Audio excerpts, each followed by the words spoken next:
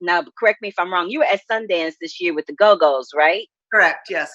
That was a great documentary, and I was really excited to talk to you because I knew you were directing this docu-series about Laurel Canyon. And a few months ago, I saw another documentary about Laurel Canyon called Echo in the Canyon by Bob Dylan's son, Jacob Dylan. So I'm wondering, what do you think this fascination is right now with Laurel Canyon? Because I've seen at least 3 or 4 different projects that have centered around the artistry and the music and the history of that particular place.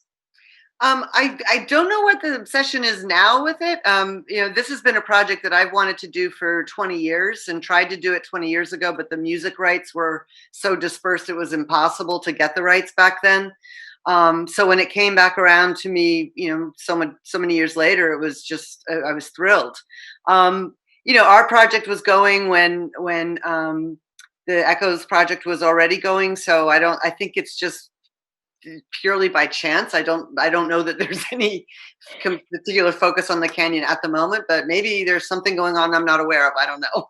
It just feels like something in the ether of the universe. I'm like, wow, there's another project about Laurel Canyon, which brings me to this. Are you based in Los Angeles? I'm not. I used to live there, but I'm in northern Massachusetts.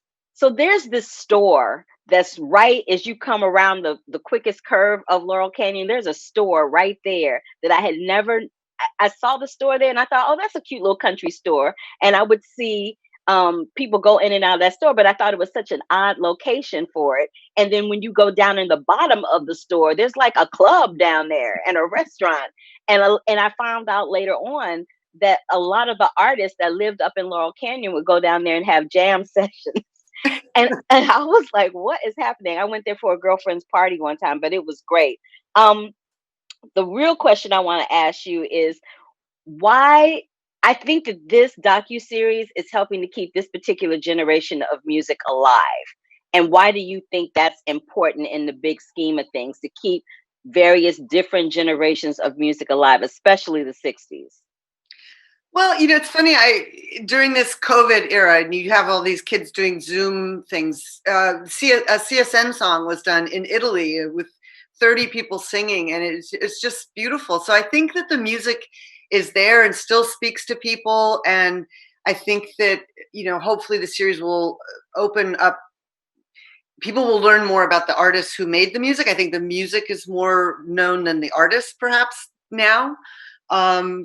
And to understand that all of this creativity happened in this one little space and time that just exploded with creativity. And to know that possibility exists, I think, is critical for humanity.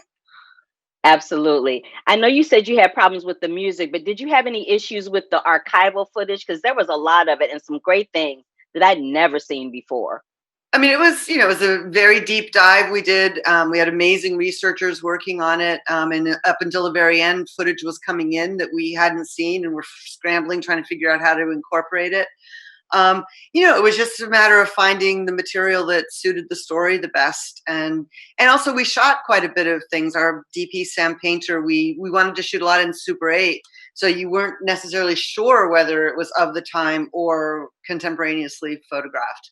And we always knew from the very beginning we didn't want any of the artists on camera contemporaneously. Only Henry Dilton and Reet Wild, the photographers or documentarians, would be on camera. Everyone else was going to be audio only, because we wanted it to be experiential and immersive and not take you out by looking at someone on camera taking you out of that moment.